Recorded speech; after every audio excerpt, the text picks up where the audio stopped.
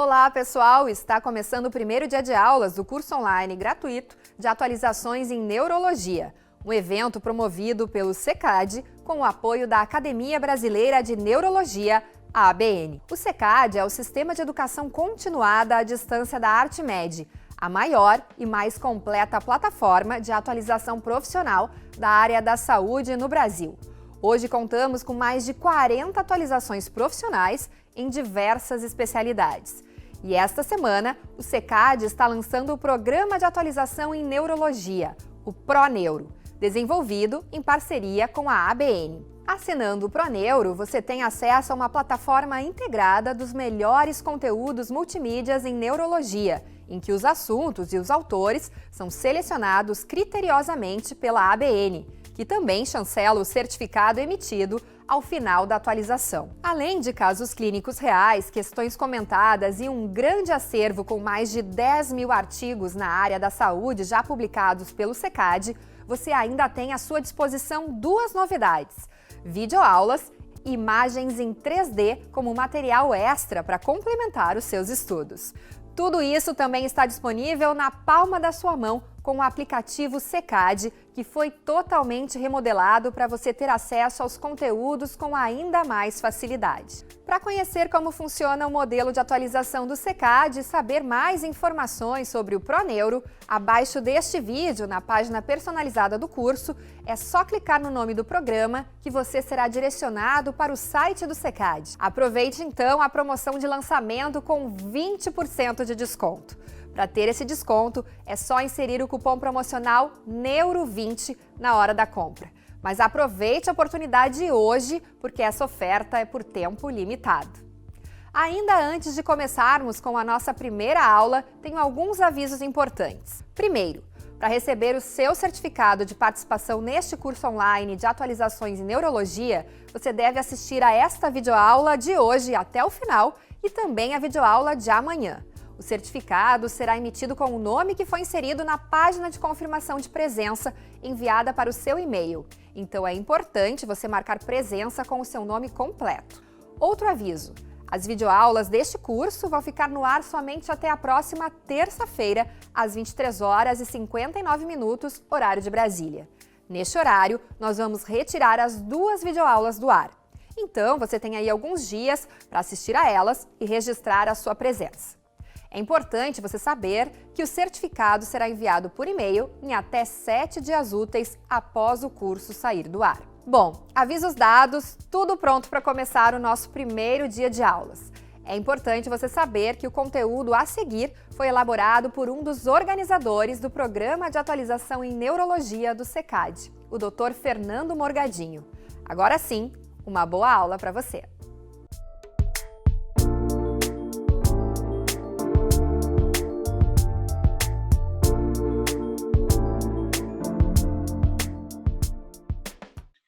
Bem-vindos! Hoje a gente vai falar de ritmo circadiano. Meu nome é Fernando Morgadinho, eu sou neurologista, especialista em medicina do sono e sou professor livre-docente no Departamento de Neurologia e Neurocirurgia da Unifesp. Aqui tem o meu e-mail, se quiser entrar em contato para qualquer dúvida, qualquer ajuda, a gente está à disposição para vocês estarem com a gente. Hoje a gente vai falar um pouquinho sobre a introdução, então a agenda dessa aula é sobre, vamos falar, a introdução, anatomia e fisiologia do ritmo circadiano, um pouquinho da genética e também a relação, talvez a parte mais importante para os doutores, a relação e a prática clínica do ritmo circadiano no dia a dia no consultório.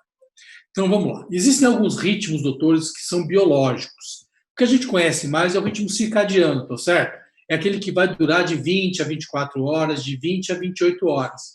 O ritmo mais comum circadiano que a gente conhece é o sono-vigília, onde a gente dorme e onde a gente acorda. Mas existem ritmos que eles são muito baixos, menor aí que 20 horas. A gente chama esses ritmos, então, de ultradianos. E aqueles caras que são muito altos, são muito maiores que 28 horas, a gente chama esses caras de infradianos. Então, reparem que eu tenho os circadianos, são os mais comuns, os ultradianos e os infradianos, aí, dependendo do que a gente conhece a nível de fisiologia, dá para dar muitos exemplos aí em relação aos ritmos biológicos que a gente faz parte. Nessa aula, particularmente, a gente vai abordar muito mais os ritmos circadianos. E o nosso ritmo circadiano ele vem sendo desenvolvido desde a evolução da humanidade. Você imagina aí 100 mil anos que o Homo sapiens caminha por essa face terrestre, esse ritmo circadiano vem se moldando para a gente se adequar ao ambiente. E mais recentemente, com a luz artificial, muito mais detalhadamente, com mudanças que a gente vai ver que foram muito importantes para a nossa rotina diária. Alguns elementos são importantes para a gente caracterizar o nosso ritmo circadiano, nosso bem-estar dentro de um contexto social, de um contexto de luminosidade de 24 horas. A primeira coisa que a gente gostaria de falar é que existem predominâncias de ritmo, doutores. A gente tem pessoas que são muito mais matutinas, que tendem a dormir mais tarde e acordar mais tarde. Há pessoas que são muito mais vespertinas, elas tendem a dormir, matutino muito mais cedo e acordar mais cedo, e as vespertinas muito mais tarde e acordar mais tarde. E alguns de nós somos indiferentes, ou seja, a gente, na verdade, se adequa tanto à vespertinidade quanto à matutinidade. Há variações dependendo da população, mas reparem só que, de um modo geral, nós, de uma avaliação global, a gente tem uma pequena porcentagem de nós, da população, que somos extremos vespertinos, e tem uma pequena porcentagem que somos extremo matutinos. A grande parte de nós está nessa parte intermediária. A gente consegue se adequar tanto a um padrão matutino quanto a um padrão vespertino. Então, essa é a primeira dica, que a gente tem preferência a nível circadiano, e todos nós sabemos disso, até por nossa conta e nossa família. Além da preferência circadiana, outros elementos são importantes em relação a você se adequar dentro de um padrão de ritmo de 24 horas. O outro é a duração do sono. A gente sabe que existem dormidores que são mais longos, dormidores que são mais curtos. O recém-nascido dorme ao redor de 20 horas. O idoso, tem muitos que ficam bem com 6 horas. O adulto normal, o adulto jovem, em torno de 7 a 8 horas. Então, se você for um paciente, uma pessoa dormidora longa, com um padrão circadiano, por exemplo, vespertino, você vai ter uma característica circadiana X. Se você for um dormidor curto e um padrão matutino, o teu padrão de sono vai ser outro padrão. Então, repare que são elementos importantes para você definir no seu contexto, ou na tua evolução comportamental, como é que é o teu dia a dia a nível de 24 horas. E o terceiro elemento, que eu acho que é mais importante de todos, é justamente a duração do ritmo circadiano. Mas você podia perguntar, mas Fernando, afinal de contas, a gente não tem um ritmo que é de 24 horas? A resposta é, infelizmente, não. Se a gente olhar essa figura, grande parte de nós cicla internamente menos de 24 horas. E a grande maioria de nós, doutores, vai ciclar mais que 24 horas. Isso quer dizer que, se eu deixar o meu ritmo biológico endógeno livre, eu vou ter um ritmo que vai ser maior que o ritmo de 24 horas do dia. Então, da importância da gente ter marcadores e marcapassos endógenos para a gente ficar pinado dentro de um contexto a nível de 24 horas. Então, esses três elementos, preferência circadiana, duração do sono e duração de ritmo circadiano, vão nos ajudar muito a entender como é que nós nos comportamos diante de um padrão social, particularmente agora na pandemia, por exemplo, dentro de um contexto de quarentena. Então, vamos falar um pouquinho aí de ritmo circadiano, tentando entender um pouco esses elementos que a gente conversou. O que a gente sabe, e vem desde o século XVIII, é que várias células do organismo têm um padrão de marcapasso próprio. Óbvio que um sistema complexo biológico, como é o humano, mais complexo de todos na face da Terra, vai ter um comando, a gente vai ver isso via melatonina, que ele é muito mais complexo e ele é muito mais dinâmico, mas que cada elemento isolado, cada célula, seja do seu rim direito, seja do seu baço, seja da tua articulação, por exemplo, do joelho direito, vai ter um padrão de ritmo circadiano. Então, se eu for um cara matutino, eu vou ser matutino no meu sistema todo de controle, mas também a nível celular, de cada célula que compõe esse complexo mecanismo, ou esse complexo elemento que é o corpo humano. E aqui a gente começa a imaginar que eu tenho um padrão que ele é constante e ele é endógeno, que pode ser, como a gente viu, de 24 horas, parte de nós menos de 24 horas, parte de nós muito mais que 24 horas, e que a gente tem que fazer uma sincronização com o meio externo. Ora, se eu durmo 25 horas biologicamente, meu padrão, né, não é dormir, mas o padrão biológico é de 25 horas, se eu não me colocar dentro do prumo de um padrão social e de luminosidade de 24 horas, eu vou estar desajustado. Então, me adequar biologicamente, independente da minha preferência, a esse ritmo que é do organismo, da luminosidade, da sociedade, faz com que eu tenha uma interação social que ela se dê de uma maneira melhor. Então, o sucesso do indivíduo frente às suas atividades, à sua sobrevivência, pensando numa época pré-civilização moderna, quando você era um caçador, quando você era um indivíduo que fazia plantações, etc., dependia muito da tua adequação ao meio ambiente, seja ele a nível de luminosidade, como era até muito pouco tempo atrás, antes da luz artificial, seja agora dentro de um limite ou de um padrão a nível social e profissional. Muito bom. Nesse contexto de sucesso, eu quero trazer para vocês um artigo que foi publicado na Forbes, mais ou menos uns 4 anos atrás. Eles pegaram 21 indivíduos de maior sucesso no mundo e caracterizaram o padrão de sono deles. O artigo foi muito bom se não fosse o erro do grupo editorial ou de quem fez a reportagem de dizer que quem tinha muito sucesso, na verdade, é aquele que dormia menos.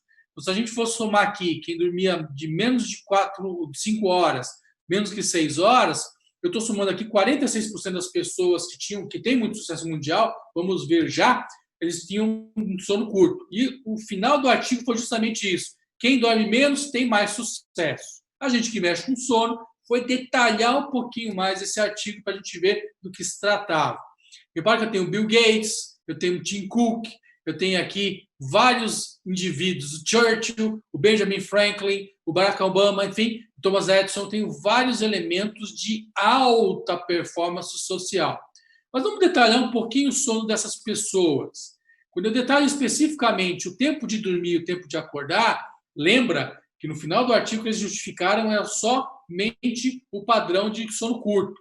Mas se for olhar com muito carinho o momento de dormir e o momento de acordar, reparem que se eu somar antes das 6h30 da manhã, 22%, 33%, 39%, 40%, mais de 50%, mais de 55% dos indivíduos que tiveram sucesso não só dormiam menos, mas que eles eram o quê?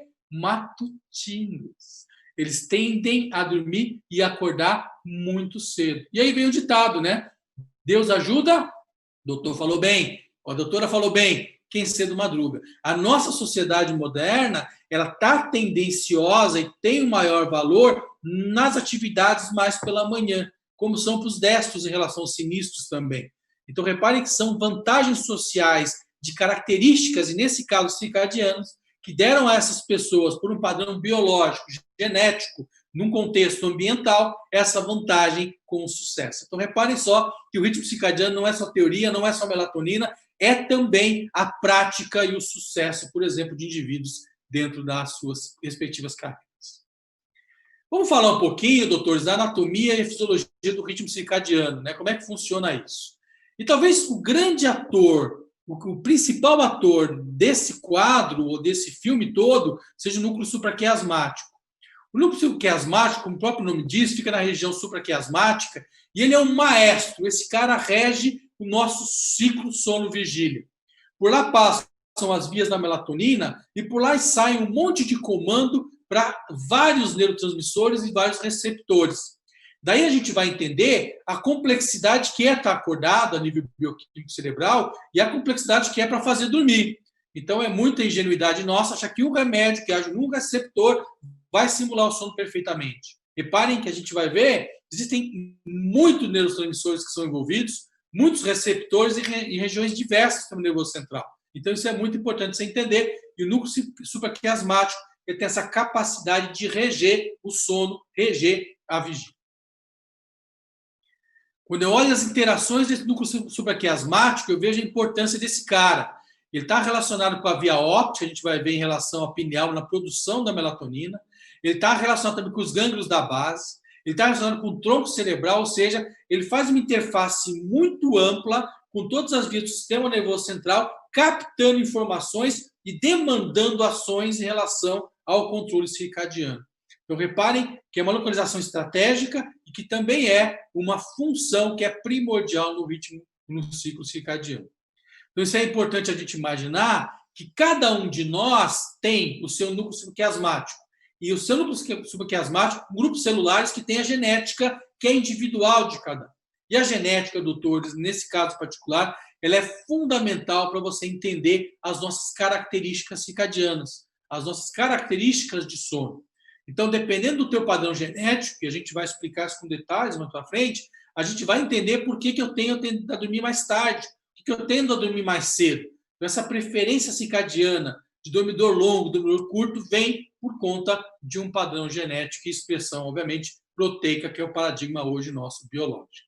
Só lembrando, como a gente conversou, o núcleo supraquiasmático realmente é um cara que ele é um maestro, não só a nível de sono, mas também de temperatura corpórea, de atividade a nível de função cognitiva, função muscular, atividade a nível de apetite. Então, todo o organismo vai estar orquestrado e comandado pelo núcleo supraquiasmático, que tem uma relação importante com a luminosidade, que vai fazer, sim, o drive do sono, o drive da vigília, controle de temperatura, melhor performance cognitiva, melhor performance a nível motor ou de atividade física, apetite, alimentação, ganho de peso, enfim, esse cara nos ajuda muito a manter o prumo dentro de um contexto endógeno versus o nosso ambiente.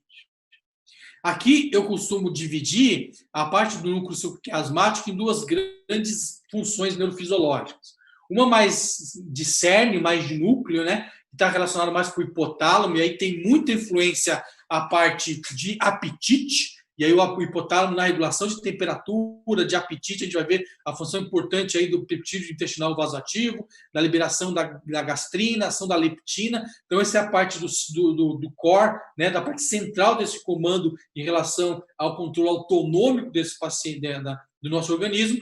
E o shell, quando você amplia um pouco mais essa concha, você vai ver a relação importante com o tálamo, com o tronco cerebral, e aí o controle autonômico a nível de vasopressórico, pressão arterial, controle a nível de vasoconstricção e vasodilatação.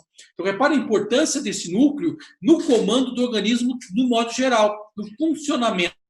E essa implicação no ritmo circadiano é o que eu quero que os doutores guardem em relação ao funcionamento desse cara.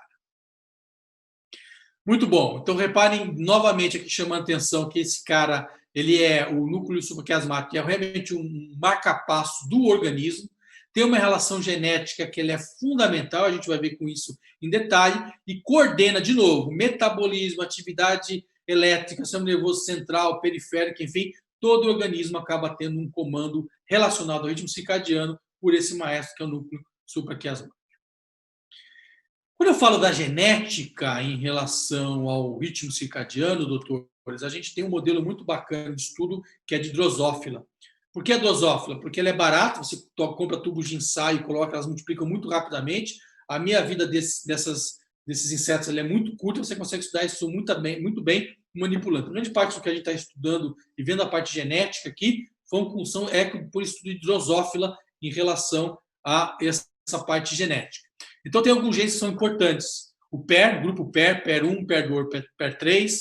Eu tenho o bemol, eu tenho o gene clock, eu tenho o CK1E, que a gente vai ver especificamente uma quinase, eu tenho o TIM. Esse conjunto de genes, eles vão influenciar, dependendo da tua característica e de cada um, da família, enfim, que a gente herda, o padrão de preferência circadiana, se você vai ser um dormidor longo, se você vai ter um dormidor curto, se você vai conseguir ter maior ou menor adaptabilidade ao meio ambiente. Então, esses caras, eles podem fazer a sua vida ser muito boa em relação à tua adequação ao meio ambiente, ou pode, dependendo da extremidade, ser extremo de um lado ou do outro, trazer uma grande dificuldade para a sua relação com o ritmo circadiano e na parte externa. Bem, gente, então essa figura vai exemplificar exatamente como é que funciona, ou dar uma ideia como é que funciona a parte genética do ritmo circadiano. Lembrando que cada célula vai ter um padrão endógeno, vai ter um padrão cíclico e um padrão característica genética de todos nós. Então, de novo, a minha célula renal, minha célula da articulação de joelho, todos vão ter esse comportamento dentro da minha genética. Então, repare que eu tenho a região intranuclear, eu tenho vários genes aqui, CRAI1, CRAI2, o PER1, o PER2. Como é que funciona isso? Esses genes vão produzir o RNA mensageiro, esse cara sai do núcleo e nos ribossomas do citoplasma vão produzir esses dímeros. Esses caras eles vão se acumular no citoplasma e vão voltar para se acumular no núcleo. O que acontece com o acúmulo desses dímeros durante o dia? Eles fazem com que eles lotem a região do núcleo e esse núcleo começa a diminuir a atividade, como se a célula entrasse em sono ou inquietude. Obviamente, existem enzimas intranucleares que vão degradando esses dímeros e vão liberando os dímeros para que você tenha o quê? Volte a ter atividade a nível celular. Nesse momento que eu liberei a atividade de novo do núcleo, eu começo a produzir o RNA mensageiro novamente, eu volto a produzir os dímeros a nível de citoplasma, acumulo o dímero de novo no núcleo, acumula muito, fecha a atividade, a célula entra em quiescência, tem as lesões desses dímeros, libera o núcleo, produção de RNA, formando um ciclo.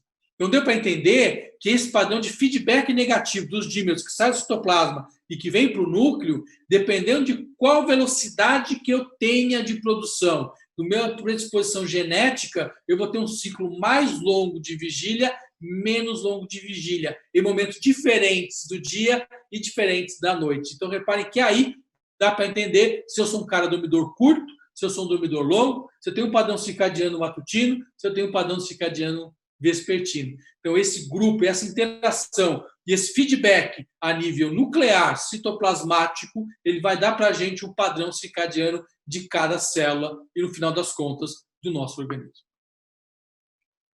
Então, aqui só lembrando, né, que a gente tem uma relação importante, de novo, o núcleo supraquiasmático ele é fundamental nessa história, quando eu falo em relação ao controle. E, de novo, eu tenho aqui a representação da clock, da BMA1, da PER, da CRAL, enfim, de vários genes que vão ter não só o controle a nível circadiano do sono da vigília, mas também de frequência cardíaca, de liberação de insulina, de degradação de glicose, de liberação de leptina, e aí vai. Então, todo o organismo vai ciclar circadianamente falando, dependendo desse padrão nosso genético, que vai ser comandado não só em cada célula do organismo, mas agora falando de um organismo complexo como é o humano, a nível do núcleo supraquiasmático em relação ao controle circadiano.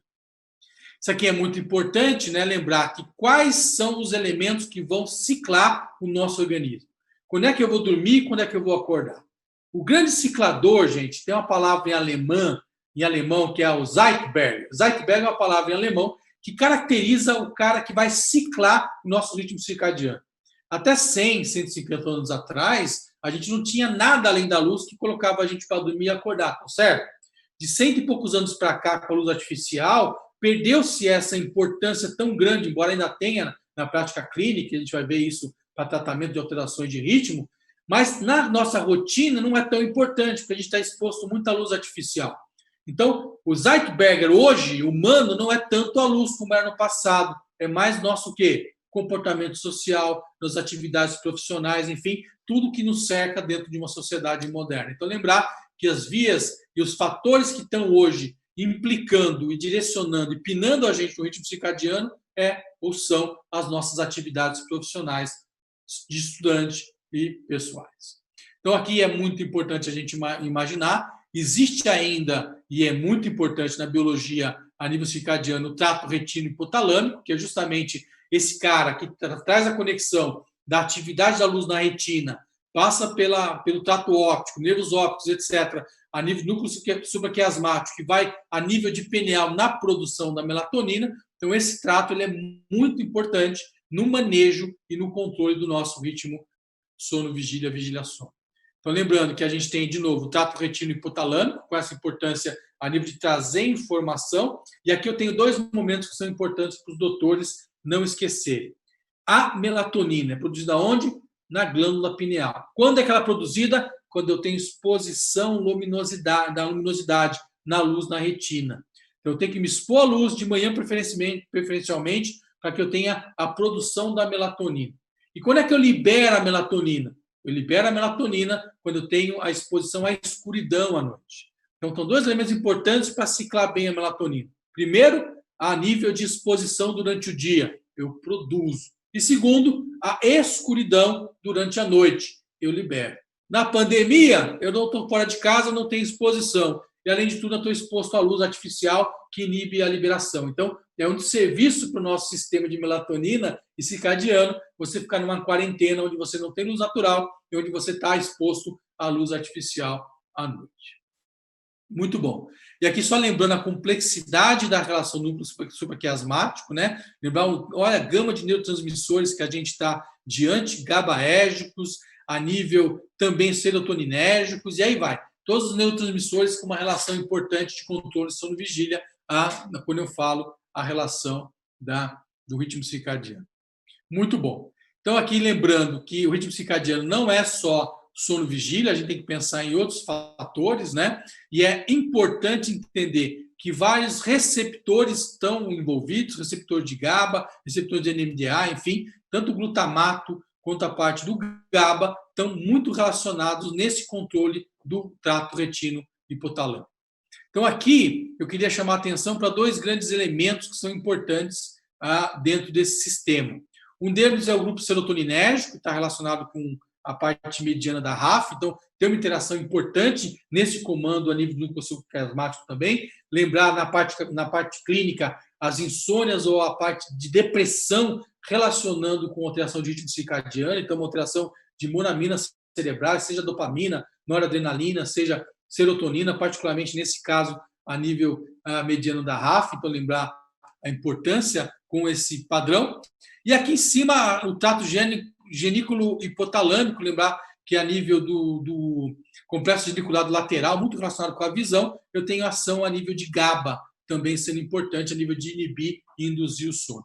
Então, reparem que a conexão desse trato e do núcleo supraquiasmático é muito complexa e está muito relacionado com vários neurotransmissores e com vários receptores. Então, aqui só lembrando que existe um outro elemento que não só relacionado com a luminosidade, de controle de alimentação, de temperatura, de interação social, e que a gente tem justamente vias outras múltiplas que fogem desse circuito da melatonina e que vão interagir a nível de hipotálamo, a nível de tronco cerebral e comandam temperatura, frequência cardíaca, pressão arterial, comando vasomotor, apetite, enfim, a complexidade se dá muito grande para a gente se adequar dentro desse ritmo circadiano. Muito bom. Lembrar só que a gente tem estímulos que eles são outros sem ser da luz. Eu tenho conexões do eixo hipotálamo hipofisário, lembrar da parte de ansiedade, estresse, que pode afetar seu ritmo circadiano. Eu posso ter alteração a nível de hipotálamo lateral também, com as hipocretinas, paciente com narcolepsia, com alteração de ritmo circadiano. Eu posso ter ação GABAérgica, lembrar também que os medicamentos com ação GABAérgica podem interferir nesse comando a nível do supraquiasmático. Enfim, é uma gama de interações complexas que a gente tem que entender e que pode estar relacionado com um desfecho de alteração que a gente acaba obtendo ou por uso de medicamento ou por uma disfunção, seja por uma predisposição genética ou, por exemplo, agora, num padrão de quarentena. Aqui lembrar que todas as células têm um padrão, de novo, biológico, que é cíclico, o fibroblasto, o hepatócito, enfim, células do pulmão, e que a gente sabe que esses genes, como o gene clock, por exemplo, vai dar para esses tecidos um padrão específico, uma marca genética de padrão circadiano, que é de cada um de nós, que é de cada organismo. A interface central e periférica se dá, como a gente conversou, com essa relação importante da via a nível de retina, via óptica e pineal, e esse comando via melatonina / núcleo supraquiasmático vai ter, então, uma interface e uma coordenação entre a minha predisposição interna e o meu ambiente externo, para que a gente tenha um casamento perfeito e uma adequação que seja favorável.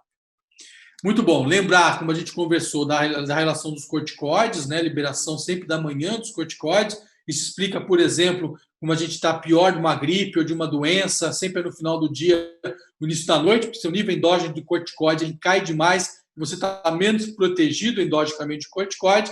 E lembrar que essa liberação, doutores, ela é fundamental que cicle conforme o ritmo de cada organismo. Se eu começar a ter liberação de corticoide endógeno em momentos atípicos do meu ritmo, que não seja de manhã quando eu acordo, eu posso ter, por exemplo, um padrão de aumento de peso excessivo, como a gente vê em doenças do sono, como a apneia obstrutiva do sono, etc., que faz um Cushing endógeno por liberação desses hormônios em momentos do ritmo circadiano que não são favoráveis. Bem, falando um bocadinho de teoria para vocês, agora vamos falar do que a gente vê mais, né? Que é a alteração do ritmo circadiano na prática clínica. Como é que funciona isso, Fernando Morgadinho, na sua prática em relação à rotina de paciente? Então, vamos lá. A primeira coisa que eu falo para os doutores em relação a saber do ritmo circadiano é entender que eu preciso ter informações desse paciente para saber se esse cara é um dormidor longo, se é um dormidor curto, se é um cara mais matutino, mais vespertino. Vai me ajudar a colocar ele no contexto social de trabalho e ver por que ele não está adequando dentro desse padrão. Por quê? Se ele procura um especialista, um médico, independente da área, com queixa de sono e tem alteração de ritmo, a gente tem que identificar para tratar do melhor jeito possível. Esse é um exemplo de identificação de padrão de sono de pacientes. Aqui é um diário do sono que a gente elaborou aí para um grupo. Esse diário eu posso preencher de duas maneiras, né? Colocando a data e os horários de dormir e acordar. Ou eu gosto mais dessa maneira, quando eu deito eu ponho setinha para baixo, quando eu durmo eu pinto quadradinho, quando eu levanto eu ponho setinha para cima, quando eu estou acordado eu vou ter então um padrão de quadradinho branco. Isso vai me dar, durante os dias da semana, várias semanas, pelo menos duas, a gente recomenda, um padrão de sono e vigília que vai caracterizar. Se o paciente vai dormir todo dia às 3 da manhã e acorda meio-dia, já dá para entender que esse paciente está com atraso de fase. Se ele começa a ter um padrão irregular, então um padrão não 24 horas. A gente vai ver, daqui a pouquinho os doutores vão estar craque para identificar esses padrões. Vamos lá. Óbvio que se você for um especialista ou precisar de um paciente mais complexo, eu posso fazer uso de um actígrafo, que é esse cara aqui. Esse é um exemplo de actígrafo, ele está até feito aqui no Brasil, uma empresa que exporta para o mundo todo, a gente trabalha mais com isso na clínica, na universidade. O que esse cara faz? É um reloginho, eu coloco no membro superior não dominante do paciente, toda vez que ele tem movimentação, ele vai pintar uma hastezinha como está aqui. Então, reparem, eu tenho um monte de montanha, porque ele mexeu o braço e foi mostrando. Quando eu tenho atividade, eu tenho a representação gráfica. Quando eu tenho repouso, eu tenho, teoricamente, ele dormindo, eu não tenho nada. Então, esse paciente, reparem que ele tem um padrão, vai dormir, vai acordar, tá vendo aqui? Então, aqui sono, aqui vigília, aqui sono, aqui vigília. A gente costuma avaliar esses pacientes de 2 a 4 semanas com um contínuo reloginho, só tira para tomar banho e o resto ele mantém contínuo no membro superior não dominante. Muito bom. Quais são os transtornos do ritmo circadiano, então, que eu vejo mais frequentemente, que eu consigo identificar e tratar? Então, eu tenho atraso de fase, eu tenho avanço de fase, o ritmo que a gente chama não 24 horas, que a gente chamava antes de livre curso, o jet lag, todo mundo lembra e conhece, quando você passa vários meridianos aí, aumentando, ou leste ou oeste, aumentando ou diminuindo horas do teu fuso horário, e os trabalhos de torres de turno, que só eles dariam 3 vezes essa hora de aula, por conta de ser muito complexo. A gente rapidamente vai conversar só para dar uma ideia para os doutores. Então, vamos começar a falar do atraso de fase. O que é o atraso de fase, doutores? É quando o paciente vai dormir mais tarde e acorda mais tarde. É muito mais comum em paciente que, obviamente, é vespertino, já tem essa característica, mas eu chamo isso de distúrbio quando ele impacta a nível de qualidade de vida do sujeito. Ele não consegue fazer nada da vida, porque ele tem queixa ou de insônia, porque não consegue dormir no horário que deve, ele vai dormir às 3 da manhã, às 10 da noite ele não consegue dormir, porque o horário fisiológico dele é estar dormindo das 3 até às 11, ele se acha que está insônia, ou ele pode reclamar que está sonolento por conta de, na manhã, que é o horário fisiológico dele dormir, ele não está conseguindo fazer a atividade como a aula. Então, repare que as queixas de ritmo circadiano tanto podem ser de insônia, dependendo do horário que ele precisa dormir, mas não o padrão biológico dele, quanto de sonolência, se do horário que ele tem que estar acordado, mas biologicamente ele está no ritmo de estar dormindo. Então, são esses dois fatores que podem estar, então, sendo representados numa queixa de uma consulta clínica de quem tem esse problema. Aqui é uma actigrafia, como a gente conversou. Repare, se eu olho aqui à meia-noite à minha esquerda, esse paciente fez uma semana de actigrafia, todos os dias, sem exceção, ele dormiu depois da meia-noite, grande parte ele dormia 1, 2, 3 da manhã. Então, essa é uma actigrafia típica de paciente com atraso de fase, onde eu demoro para começar a dormir e vou dormir até mais tarde, às vezes depois do meio-dia. Se eu olhar esse cara aqui, por exemplo, à noite, ele não vai conseguir dormir, ele acha que ele é insônia. Se eu olhar esse cara aqui na manhã, ele está sonolento. Por quê? Porque o padrão, o bloco de sono dele está desgarrado em relação às atividades sociais e profissionais. Muito bom. Então, se o atraso de fase eu puxo para a direita, ou seja, durmo mais tarde, acordo mais tarde, esse quadro de avanço de fase é o contrário. Eu vou dormir mais cedo e acordo muito mais cedo. Isso é muito mais comum nos matutinos extremos, né, como a gente imaginou, ao contrário do que a gente viu antes dos vespertinos, e pode ser muito comum em idoso. O idoso tende a dormir mais cedo e acordar mais cedo. Quem não tem um vovozinho ou uma vovozinha que está na cozinha às 5 da manhã lavando louça lá e dando uma esfregada e você fica desesperado que não consegue dormir. Isso é um padrão de avanço de fase. Lembrando que o atraso de fase que a gente conversou antes, diferente desse que é no idoso, era mais comum no paciente com uma pessoa que é adolescente. O adolescente tende a atrasar a fase e o idoso tende a avançar a fase. Então, reparem que a idade vai mexer com essa característica e com essa preferência circadiana. Esse aqui é um ritmo não 24 horas, doutores. O que acontece? É o que a gente vê muito paciente que tem a amorose importante, o cego. Imagina que meu ritmo é de 25 horas, seja de 25 horas endógeno. E eu não consigo colocar no prumo, porque não tem a luminosidade ativando o meu sistema retículo, né, a pineal. O que vai acontecer? Eu vou viver 25 horas. Então, cada dia eu vou dormir um dia, 1 hora mais tarde, acordar 1 hora mais tarde. Cada dia eu durmo 1 hora mais tarde, acordo 1 hora mais tarde. É o que acontece aqui. É livre curso. É como você no final de semana. Sexta para o sábado, aumenta 1 hora. Sábado para o domingo, aumenta 1 hora. Chega na segunda-feira, você está desesperado, querendo voltar. Você está com 3, 2 horas de atraso.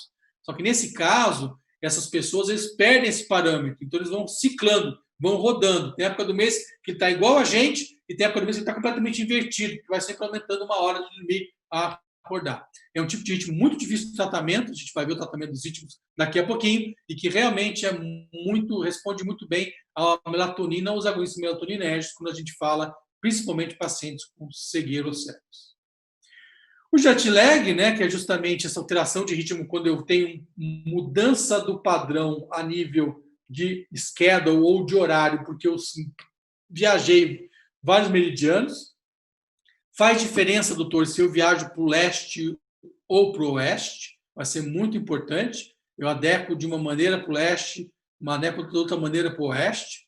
E aqui eu tenho algumas dicas em relação a se você viaja de Los Angeles para Paris, por exemplo, eu estou viajando aí do oeste para o leste, ou se eu vou, por exemplo, de Paris para Los Angeles, se eu estou viajando, por exemplo, do leste para o oeste. Então, dependendo de qual região eu vou para qual, ou seja, se eu vou dormir mais cedo do que eu estou programado, ou se eu vou dormir mais tarde do que eu estou programado, eu vou caracterizar e vou pinar o ritmo circadiano com melatonina, ou seja, fazer ele dormir num padrão, no horário que precisa, e vou expor a luminosidade no horário que eu tenho que estar acordado.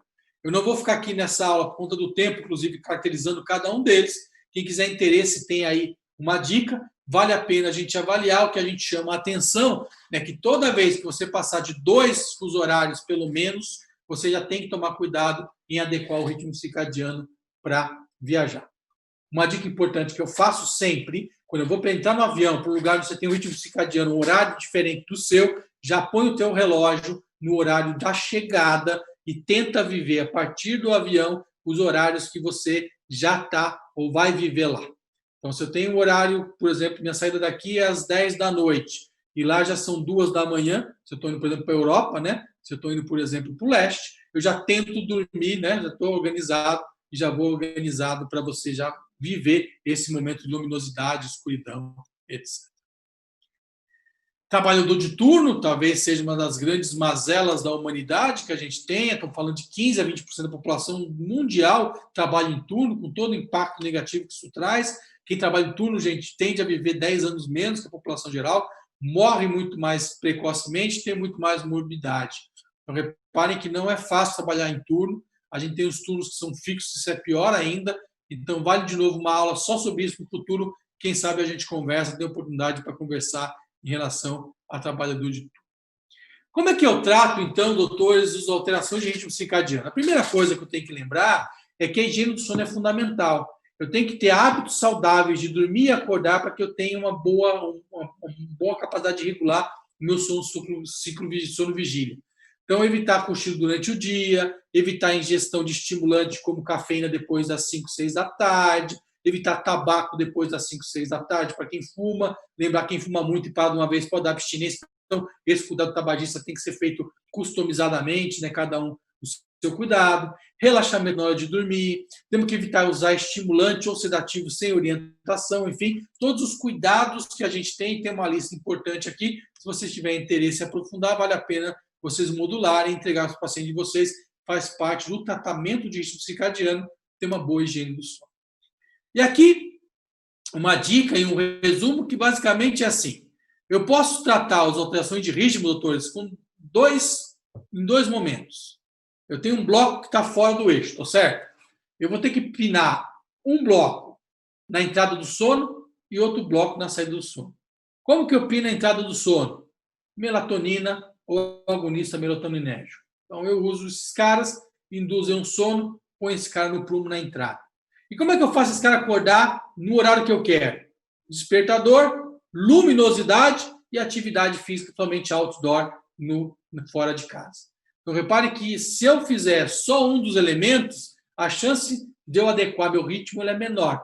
O ideal é você trabalhar na higiene do sono, pinando a entrada desse ritmo e pinando a saída. Então, se o cara, por exemplo, vai dormir aqui pelas 3 e acorda às 11, eu quero puxar esse ritmo para as 1 da manhã para acordar às 10. O que eu vou fazer? Eu tenho que pinar esse cara na saída da luminosidade e pinar esse cara na entrada com um medicamento, seja melatonina ou agonista melatoninérgico. Então, é fundamental entender que trabalhar no ritmo circadiano é trabalhar num elemento só. É trabalhar num contexto de higiene do sono, trabalhar na entrada do sono, trabalhar na saída do sono. E aí você vai ter um sucesso dentro do contexto de tratamento. Bem, então era isso. Foi um prazer dividir esse tempo com os doutores. Espero que tenham aproveitado muito. Saúde a todos. Até uma próxima oportunidade. Até breve. Bacana a aula do Dr. Fernando Morgadinho, né? Espero que você tenha aproveitado todo esse conhecimento. Você pode ter ainda mais informações sobre este conteúdo e muitos outros de seu interesse no Programa de Atualização em Neurologia, o ProNeuro, que conta com a chancela da Academia Brasileira de Neurologia, a ABN. Abaixo deste vídeo, na página do curso, você tem acesso direto ao ProNeuro. Clique no nome do programa para ser direcionado ao site do SECAD. E na hora da compra, insira o cupom promocional NEURO20 para ganhar 20% de desconto. Bom, vamos para o nosso segundo tema do dia com o Dr. Tarso Adoni. Uma boa aula para você!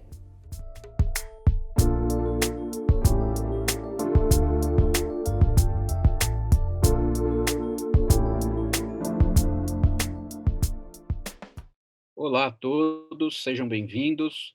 Meu nome é Tarso Adoni, eu sou médico neurologista com uma subespecialidade em doenças neuroimunológicas e a proposta da minha aula é que nós façamos uma atualização das manifestações do espectro da síndrome anti-MOG.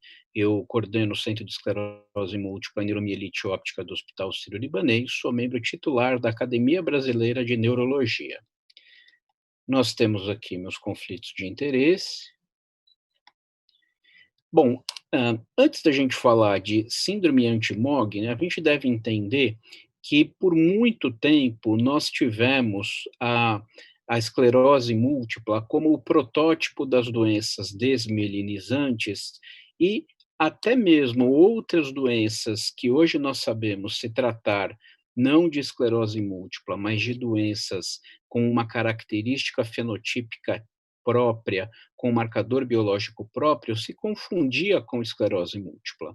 Uma delas é a neuromielite óptica. Então, a neuromielite óptica, até 2004, desde a sua descrição original por De Vick, foi uma doença tida como uma forma variante da esclerose múltipla. Até que, em 2004, houve a descoberta de uma doença, de um marcador biológico da classe IgG no soro de pacientes que apresentavam o fenótipo neuromielite óptica, ou seja, o acometimento grave dos nervos ópticos e mielites longitudinalmente extensas também graves.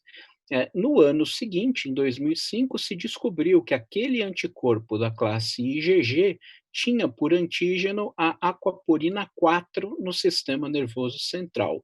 Aquaporina 4, que é o principal canal de água presente no sistema nervoso central.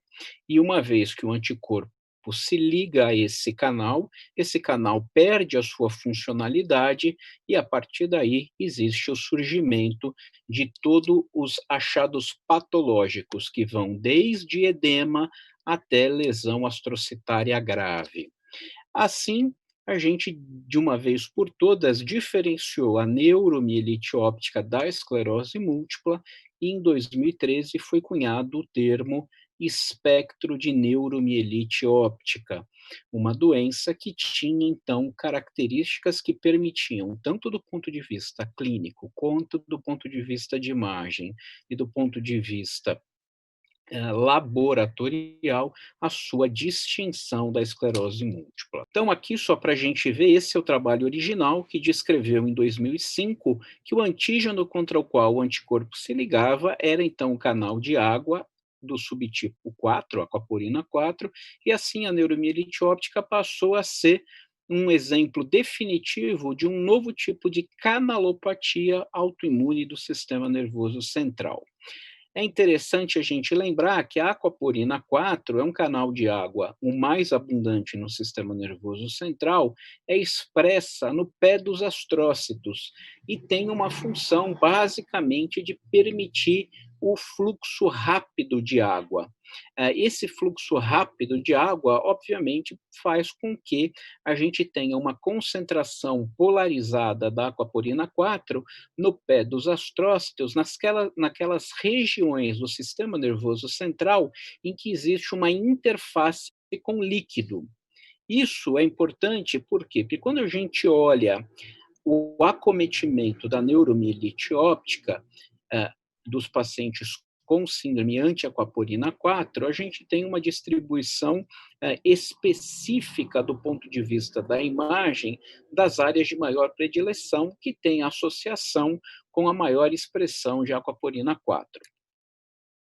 Isso explica para a gente por que nós temos, por exemplo, essas manifestações que nós chamamos de anormalidades em nuvem. A gente nota aqui que nós temos uma lesão que se inicia nos ventrículos e que, a partir do ventrículo lateral, se estende por toda a região da substância branca subcortical.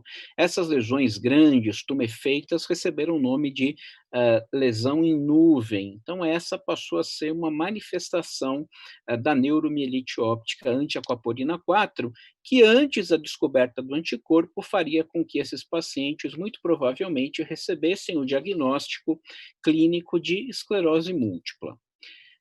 Além disso, a distribuição da aquaporina 4 na região do assoalho do quarto ventrículo, principalmente na região em que é chamada área pós-trema, provoca nos pacientes com síndrome anti-aquaporina 4, com muita frequência, vômitos intratáveis, por exemplo, ou soluços incoercíveis, porque existe um acometimento patológico do centro do vômito e a área pós-trema também está relacionada com o aparecimento dos soluços. Aqui a gente nota um paciente que foi a óbito, foi biopsiado, e a gente nota na área pós-trema que houve claramente uma perda da expressão da aquaporina 4 nesta área pós-trema, fazendo com que o paciente apresentasse náuseas e vômitos de maneira incoercível do ponto de vista clínico, coisa que nós não encontramos nos pacientes com esclerose múltipla, por exemplo. Além disso, a distribuição típica da aquaporina 4 na região diencefálica também trouxe como uma manifestação clínica possível a narcolepsia secundária, então um acometimento hipotalâmico secundário à lesão, a perda da expressão da aquaporina 4 produzida pelo anticorpo anti-aquaporina 4. Isso fez com que a gente, então, conhecesse uma doença nova, diferente da esclerose múltipla, chamada neuromielite óptica, e seu espectro de manifestação.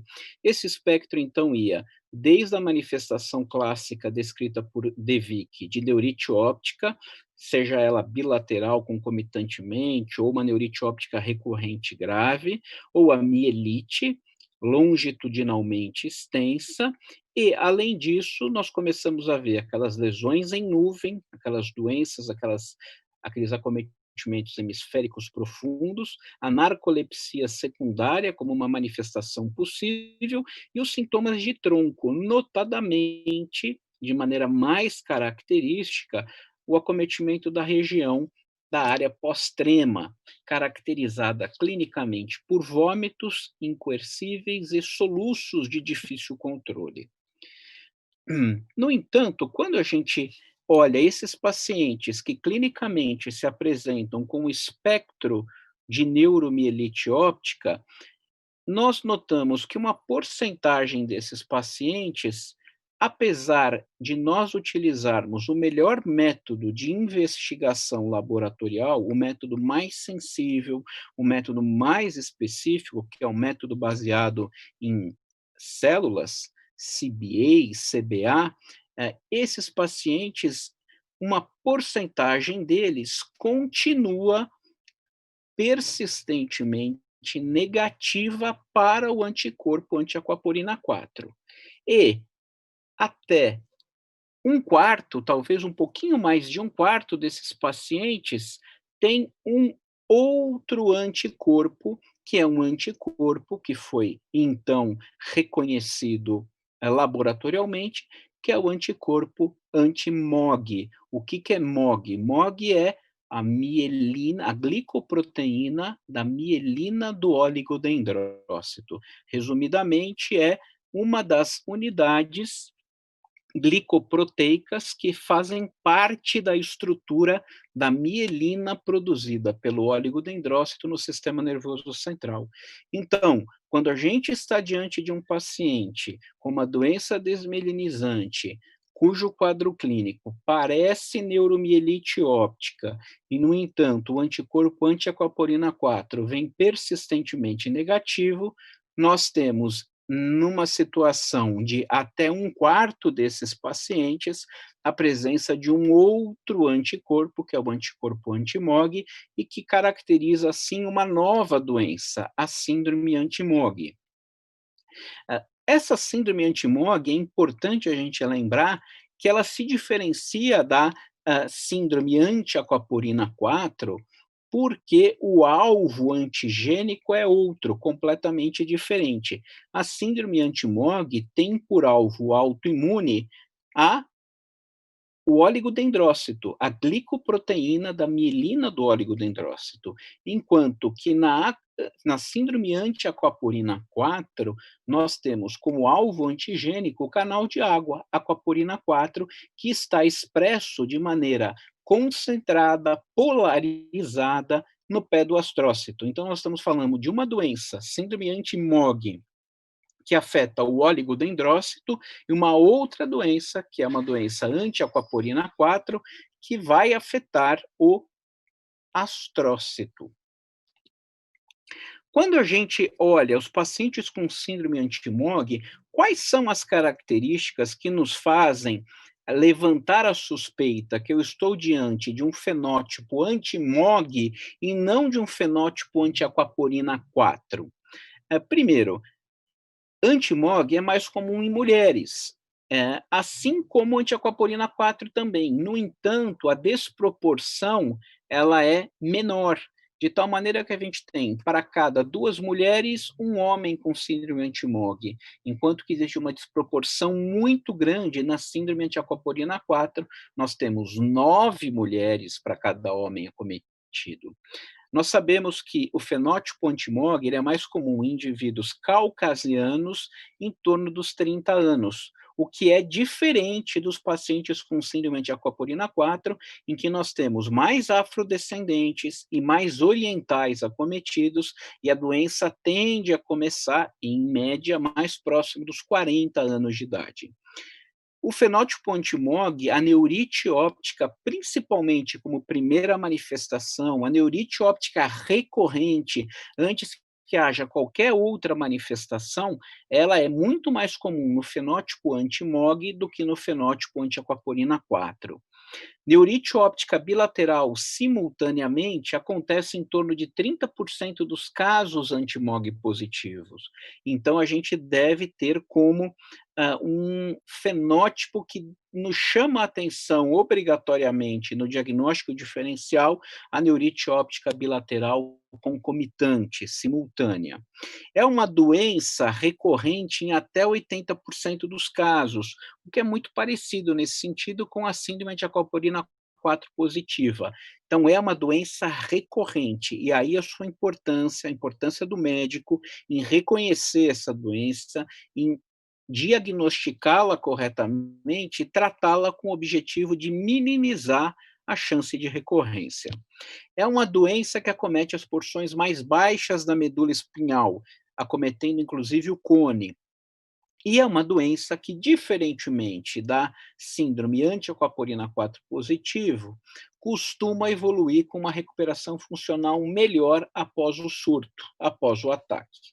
Vamos ver um pouquinho mais de detalhe isso. Aqui é uma neurite óptica anti-MOG bilateral. Então, lembrando, neurite óptica ela é extensa, igual a gente vê na síndrome de aquaporina 4. A diferença é que ela costuma poupar o quiasma. Quando a gente vai estudar as grandes séries na literatura, a gente tem no máximo 6% de acometimento do quiasma, enquanto que o acometimento do quiasma na vigência de uma neurite óptica extensa, até prova em contrário, é diagnóstico de síndrome antiaquaporina 4 positivo.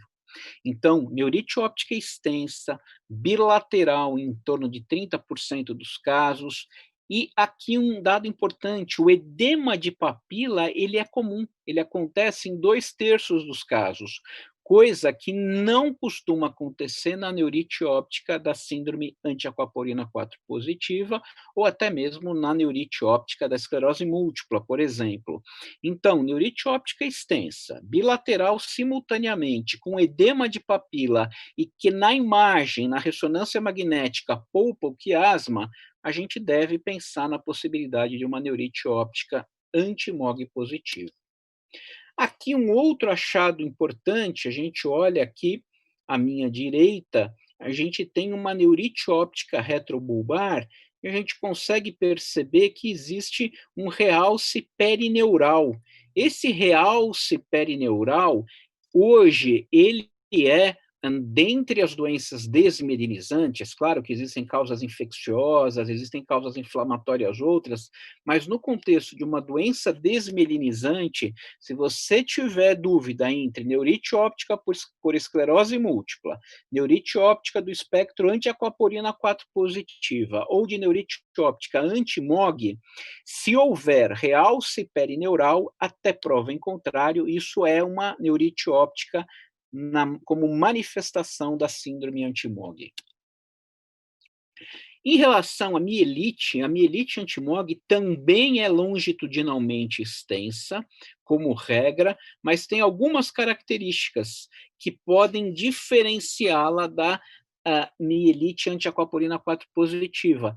Ela costuma acometer porções mais baixas da medula espinhal, enquanto que a síndrome antiaquaporina 4, ela preferencialmente acomete os segmentos cervical e torácico alto da medula espinhal. Aqui a gente nota um acometimento bastante extenso da medula torácica baixa, aqui até com extensão para o cone, e isso vai ter uma implicação clínica.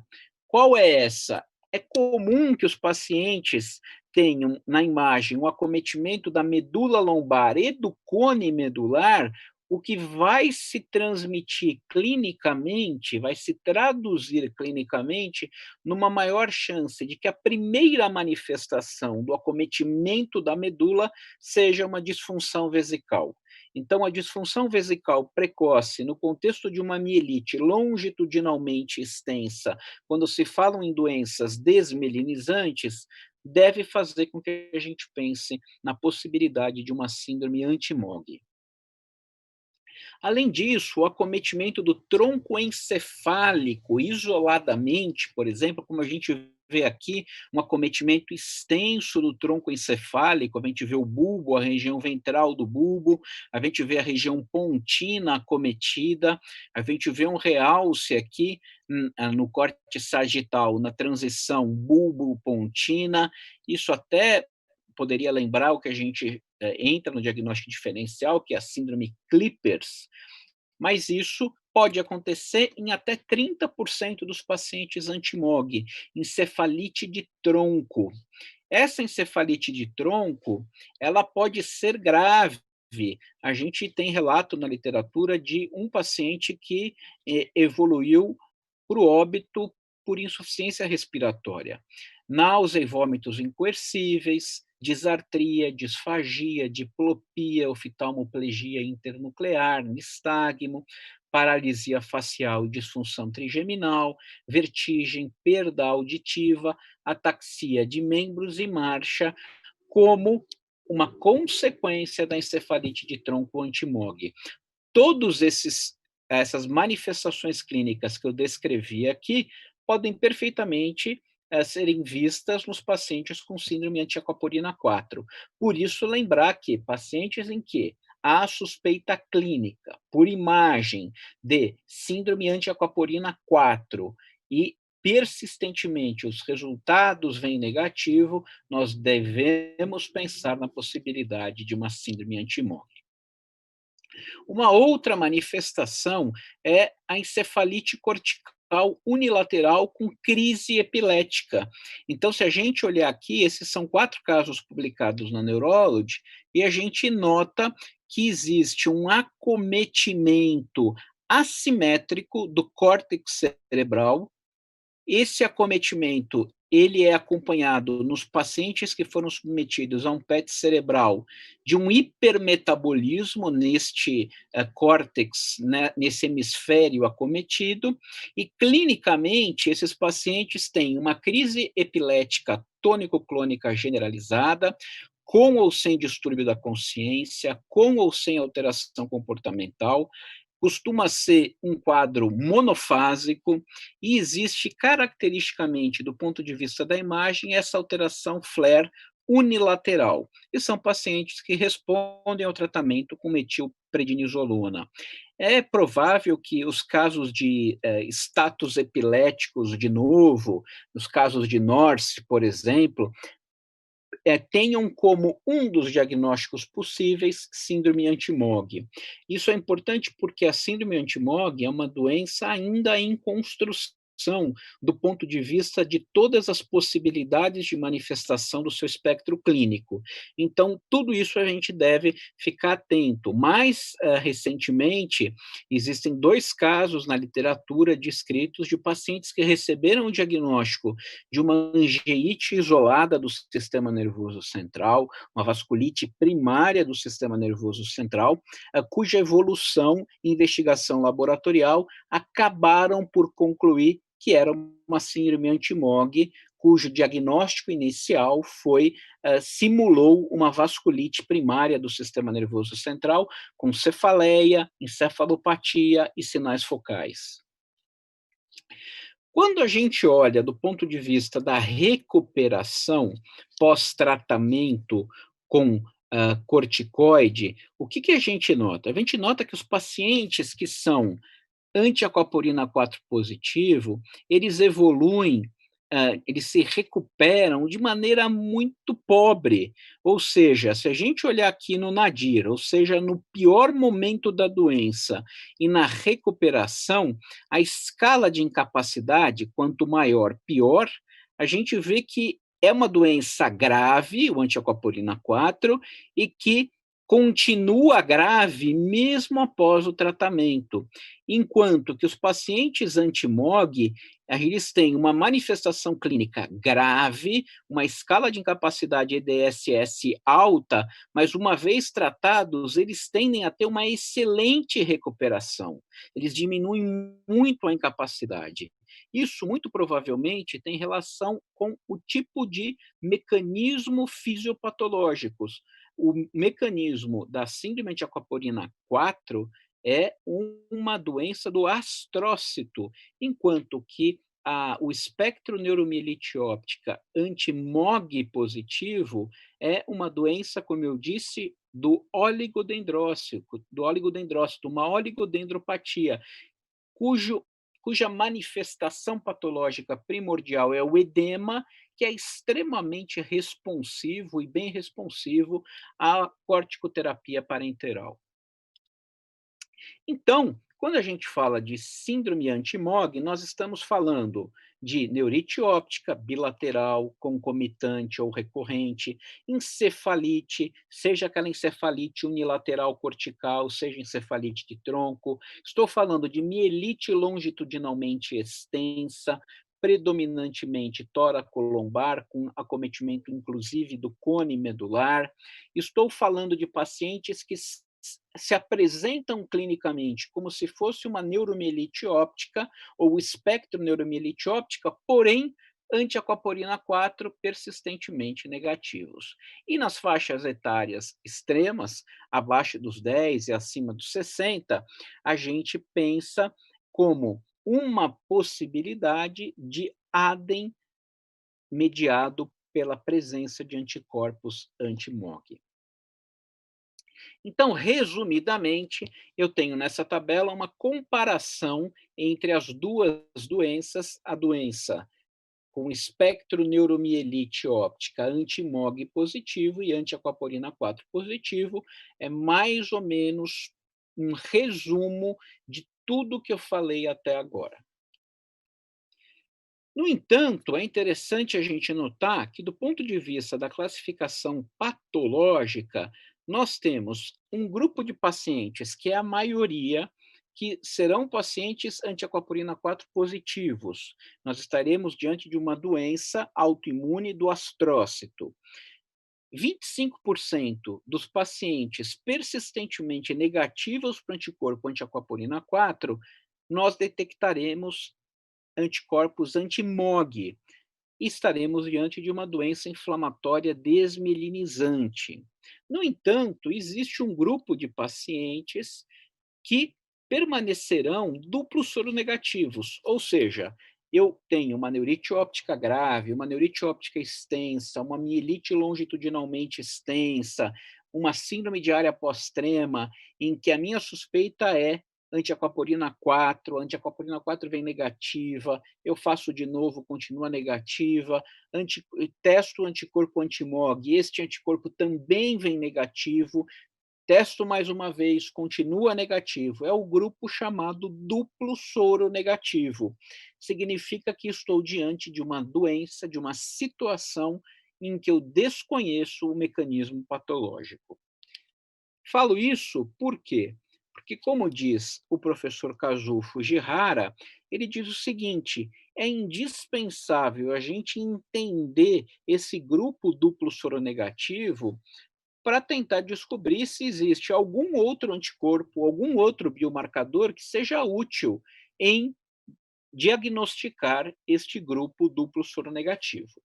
Uma possibilidade, por exemplo, é esse anticorpo anti-GFAP. Então, foram descritos casos de pacientes com anticorpos contra a proteína glial fibrilar ácida, que é uma proteína que existe de maneira predominante ou exclusiva nos astrócitos. E são pacientes que têm a idade em torno dos 40 anos, que se apresentam com cefaleia, crise epilética, mielite longitudinalmente extensa, com uma característica, uma mielite restrita ao canal central da medula, diferentemente da síndrome anti-MOG e da síndrome anti-aquaporina 4 positiva, em que o acometimento da medula costuma ser holomedular, acometer praticamente toda a secção transversal da medula. A ressonância magnética de crânio desses pacientes mostra um realce radial que se inicia nos ventrículos laterais. Nós vamos ver uma imagem disso. É uma doença que responde muito bem ao corticoide e a gente tem, em até um terço dos casos, uma manifestação associada a um tumor oculto, seja um teratoma ovariano ou seja um adenocarcinoma de endométrio, esôfago e rim, e também tem descrição de síndrome anti-GFAP em pacientes com gliomas. Aqui a gente nota, queria chamar a atenção, um acometimento do canal central da medula, bem extenso, vem quase até a região do cone lombar, e do ponto de vista do crânio, a gente nota que existe esse padrão radiado periventricular, esse aspecto tigrado, tigroide. Aqui a gente nota melhor no córtex sagital. Isso deve levantar a possibilidade de síndrome anti-GFAP. Queria apresentar um caso clínico para a gente já se encaminhar para o final da apresentação. Esse é um rapaz de 23 anos, um homem natural e procedente do Rio, de Friburgo, um engenheiro químico, que procurou o neurologista para uma segunda opinião, depois de uma neurite óptica, em julho de 2012. Na época, ele contava que em 2009, ou seja, 3 anos antes, ele tinha tido uma neurite típica no olho esquerdo, dor retroorbitária que se exacerbava a movimentação ocular, seguida de baixa acuidade visual. Ele procurou um colega na época, usou prednisona, 60 miligramas por dia por 5 dias, e evoluiu muito bem. No entanto, em 2011, 2 anos após, ele tem uma recidiva do quadro, uma nova dor retroorbitária no olho esquerdo, que se exacerbava a movimentação ocular, seguida de baixa acuidade, foi tratado novamente com corticoide, dessa vez com metilprednisolona intravenosa, com excelente resposta. No ponto de vista de investigação de diversos aparelhos, ele não tinha nenhuma queixa. No entanto, ele contava que em 2012, menos de um ano, ele teve um terceiro episódio, só que agora no segundo olho, no olho direito. Pela primeira vez no olho direito, uma neurite óptica típica. Ele usou prednisona 80 miligramas por dia por 5 dias e foi feito um desmame por 2 meses, dizia ele. Esse paciente, o exame neurológico não tinha nenhuma alteração, ele não tinha um déficit aferente relativo, e as descrições dos laudos das ressonâncias, que eu não tenho aqui, era um paciente que não tinha mais esses exames, descrevia, junho de 2009, no primeiro episódio, tênue alteração de sinal do nervo óptico esquerdo desde sua porção intraorbital até a região pré-quiasmática. Veja, uma neurite óptica extensa que poupa o quiasma óptico e uma ressonância de encéfalo e coluna total normal. Outubro de 2008, na ocasião da segunda neurite óptica, de novo, uma alteração tênue de sinal do nervo óptico esquerdo, também extensa desde a porção intraorbital até a região pré-quiasmática. Esse paciente tinha um líquor normal, sem bandas oligoclonais. Aí a gente lembra que banda oligoclonal é uma característica, não é exclusividade, mas é uma característica da esclerose múltipla. A gente não costuma encontrar banda oligoclonal nem nas síndromes anti-aquaporina 4 e nem na síndrome anti-MOG. Esse paciente tinha um líquor ligeiramente inflamatório, com 37 células, um perfil linfomonocitário, concentração de proteína normal, 27, glicorraquia normal e, de novo, sem bandas oligoclonais. Ou seja, ele fez 2 exames de líquor, o primeiro líquor normal, o segundo líquor com uma discreta pleocitose. Esse paciente recebeu o diagnóstico de uma neurite óptica recorrente, afinal ele já tinha tido 3 episódios, e naquele momento ele recebeu um diagnóstico de CRION, que seria uma neurite óptica crônica recorrente idiopática. Esse paciente foi, então, foi tido como conduta solicitar anti-aquaporina 4, solicitar uma campimetria, foi iniciada a azatioprina e, para nossa surpresa, o anticorpo anti-aquaporina 4 dele veio não reagente. Campimetria sem alterações.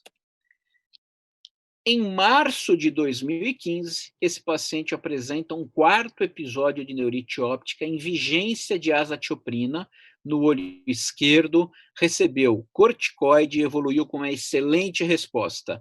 No exame neurológico, nesse momento, ele já tinha um déficit aferente relativo no olho esquerdo e a papila esquerda pálida. Nesse momento, foi trocada a azatioprina por metotrexato, 15 miligramas por semana. Se sugeriu colher uma nova antiaquaporina 4 por um método mais sensível, por CBA, sendo que o primeiro exame ele tinha feito por imunofluorescência indireta, que nós sabemos que é menos sensível. Foi solicitada a ressonância magnética de neuroeixo, OCT e campimetria. Ele ficou bem até 2018, quando ele achava que a visão periférica estava ruim. Esse paciente mantinha o déficit aferente relativo no olho esquerdo, uma papila pálida em ambos os olhos e no exame de campimetria por confrontação, ele tinha uma redução aparente do campo visual temporal superior bilateralmente. Nesse momento, nós optamos por manter o MTX, colher a antimog, por quê? Porque nós não tínhamos acesso. A síndrome antimog, ela foi pela primeira vez descrita de maneira detalhada e sistemática em 2014. O anticorpo se tornou comercialmente disponível há muito pouco tempo, talvez 3 anos. E então, ele foi encaminhado ao neurooftalmologista. Esse paciente veio, então, com anticorpo anti-MOG positivo e foi optado, já que ele estava bem, em manter o MTX, 15 miligramas por semana, e reavaliado periodicamente com o neurooftalmologista. Em agosto do ano passado, ele se queixou de piora da visão, tinha chegado da Irlanda naquele dia mesmo, ele não tinha certeza se era uma nova crise, e eu acabei pedindo para ele tomar prednisona via oral com desmame lento. Nesse momento, depois da fase aguda da neurite, da possível neurite, eu substituí o MTX por rituximab e até então, desde esse momento até agora, esse paciente, felizmente, não teve nenhum outro episódio. Então, isso é importante a gente lembrar, o tratamento do espectro antiaquaporina 4. O tratamento agudo é metilprednisolona 1 grama por dia por 5 a 7 dias. Se o paciente não tiver nenhuma resposta, o que não é o habitual na síndrome antimog, como a gente viu, a gente deve submeter esse paciente à plasmaferese. Como tratamentos de prevenção, ou tratamento que tem por objetivo cronicamente reduzir a chance de novos episódios, a gente usa prednisolona oral ou prednisona oral, mais um imunossupressor, que pode ser azatioprina, micofenolato ou metotrexate, em alguns casos imunoglobulina periodicamente. E quando não existe resposta a esse esquema mais habitual de imunossupressor, a gente opta pelo rituximab. O que é importante? É importante a gente lembrar que as neurites ópticas do espectro da antiaquaporina 4 e principalmente do espectro anti-MOG, ela exige um desmame lento de corticoide depois da pulsoterapia. O que é lento? Meses, notadamente pelo menos 6 meses, que é o momento em que eu tenho um indício de um efeito terapêutico do meu imunossupressor poupador de corticoide. Esse é um erro comum na síndrome anti-MOG, é a retirada abrupta, a suspensão abrupta do corticoide. Então, como conclusão geral, existem claras distinções entre os fenótipos anti-aquaporina 4 e anti-MOG positivo. O grupo anti-MOG já possui características que garantem a condição de uma entidade clínica à parte. Existe, como nós vimos, um subgrupo duplo soronegativo que ainda não está claramente definido e que precisa de mais tempo para a gente investigar.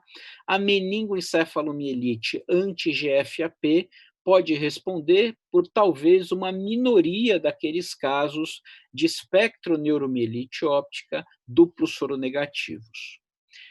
A neurite óptica anti-MOG, como a gente viu, ela é típica do ponto de vista clínico, ela ela é caracterizada por dor, é uma dor retroorbitária que se exacerba a movimentação ocular e existe edema de papila em 2/3 dos casos. A baixa acuidade visual costuma ser grave, diferentemente da neurite óptica da esclerose múltipla, por exemplo, em que o paciente raramente tem uma acuidade visual que chega a ficar pior que 20/200. Ela costuma ser bilateral em 1/3 dos casos, ela poupa o quiasma e a presença de perineurite fala a favor de uma neurite óptica anti-MOG. E lembrar que a neurite óptica costuma ser a primeira manifestação da síndrome anti-MOG. Então, esse é um alerta. Eu mostrei para vocês um paciente que nunca teve manifestação medular, ele só teve neurite óptica recorrente. Neurite óptica anti-MOG, muito provavelmente, é o que antigamente a gente chamava de CRION. O que é o CRION? O CRION é uma neurite óptica crônica recorrente idiopática. Idiopática por quê? Porque não tinha nenhum marcador biológico, não tinha nenhuma pista do mecanismo fisiopatológico daquela recorrência, daquele número grande de neurites ópticas. Hoje a gente sabe que, muito provavelmente, a maior parte desses pacientes que antigamente recebiam o selo CRION, hoje tem síndrome anti-MOG ou, mais raramente, síndrome anti-aquaporina 4 positiva. É um diagnóstico diferencial do espectro de neuromielite óptica. Lembrar da corticodependência, o desmame de corticoide deve ser lento sempre, diferentemente do surto de esclerose múltipla, em que a gente trata e raramente deixa desmame, eu, como regra, não deixo. A persistência do anticorpo anti-MOG significa que, muito provavelmente, você está diante daqueles 80% de casos recorrentes e que, por isso, vão merecer tratamento imunossupressor a longo prazo. E existe aquela zona cinzenta, que é um grupo duplo soro negativo. Era isso que eu tinha para falar com vocês. Espero que tenham aproveitado e nos vemos numa futura aula, numa futura ocasião. Muito obrigado pela atenção. Muito boa a abordagem deste assunto, né? Reforço que o conteúdo desta aula foi elaborado por um professor ligado à Academia Brasileira de Neurologia, a ABN. Você pode ter acesso a muitos outros conteúdos com curadoria da ABN se inscrevendo no Programa de Atualização em Neurologia, o ProNeuro, que está na sua semana de lançamento e, por isso, está com uma promoção imperdível. Ao assinar o ProNeuro, no momento da compra, você insere o cupom promocional NEURO20 e ganha na hora 20% de desconto. Bacana, né? Clique no nome do programa abaixo deste vídeo e aproveite agora essa promoção de 20% de desconto. Ela é por tempo limitado. Aqui na página do curso você pode conferir também outras promoções e outros produtos da ArtMed na especialidade de neurologia. Bom, amanhã teremos o nosso segundo encontro com mais 2 profissionais convidados. E a videoaula será liberada a partir do 12h30 no horário de Brasília. Assim que você receber o e-mail de liberação da videoaula, clique no link. Ao abrir a página personalizada de registro de presença do curso, você deve preencher os campos com seu nome completo e e-mail. Só assim você garante a emissão do seu certificado, ok? Então eu espero você. Até mais!